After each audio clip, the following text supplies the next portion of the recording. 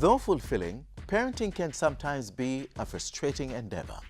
It may also be a mix of trial and error. But even through these periods, we as the chosen guides for all future leaders have to always be mindful of what we teach them. We have to be the positive and ever reassuring influence on them. And one way of doing that may be choosing not to use corporal punishment when we discipline our young.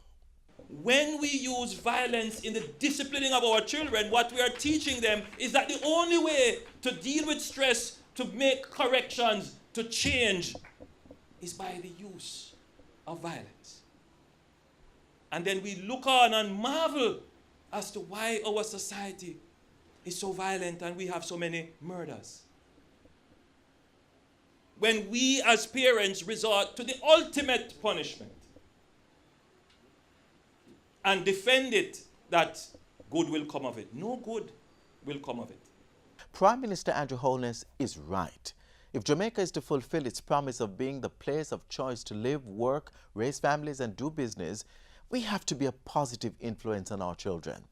We don't have to beat them to teach them. We don't have to love them with hits. Instead, we should all strive to discipline with love, understanding, compassion, and most of all, patience.